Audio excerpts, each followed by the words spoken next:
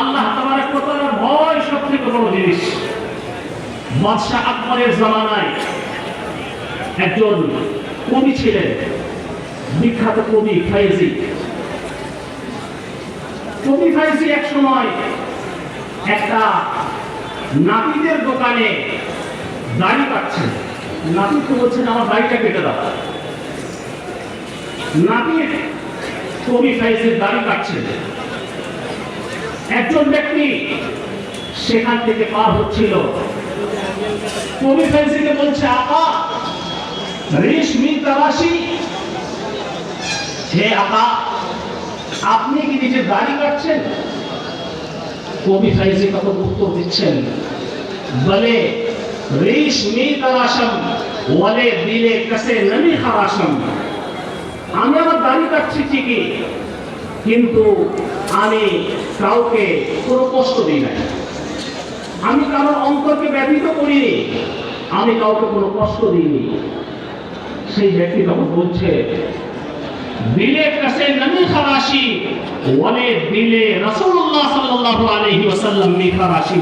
আপনি কারোর অন্তরে আঘাত দিচ্ছেন না, কিন্তু আপনি জনাব রাসূলুল্লাহ সাল্লাল্লাহু আলাইহি ওয়াসাল্লামের দিলে আঘাত দিচ্ছেন।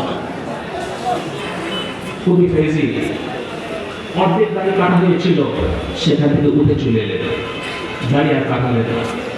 এটা ছিল আল্লাহ তাবারক ওয়া তাআলার ভয়, এটাই ছিল আল্লাহ তাবারক ওয়া তাআলার ভয়। আল্লাহ তাবারক ওয়া তাআলার ভয় যখন অন্তরের মধ্যে থাকবে, আল্লাহ তাবারক ওয়া তাআলার ভয় যখন অন্তরের মধ্যে থাকবে, যতই মুসিবত আসুক না কেন, যতই মুসিবতের পাহাড় আমাদের মাথায় আসুক না কেন, আজকের সমস্ত কিছু সংবাদ আমরা পাই, সুদূর কলকাতার বাসিন্দা আমরা, সেখান থেকে আসামের সমস্ত সংবাদ নিউজ আমরা দেখি, বিভিন্ন বাড়িতে বাড়িতে বুলডোজার চলছে। আজকে মুসলমানদের উপরে অনেক অত্যাচার হচ্ছে, শুধু আসাম নয়, বিভিন্ন জায়গায়, বিভিন্ন রাজ্যে, বিভিন্ন স্টেটের মধ্যে আজকে মুসলমানদের উপরে অনেক অত্যাচার, মুসলমানদের উপরে অনেক অনাচার, মুসলমানদের রক্ত বইয়ে দেওয়া হচ্ছে, অনেক মুসিবত আমাদের উপরে আসছে। কিন্তু প্রকৃত মুসলমান, প্রকৃত মুমিন হচ্ছে সেই যে সবর করে, ধৈর্য ধারণ করে।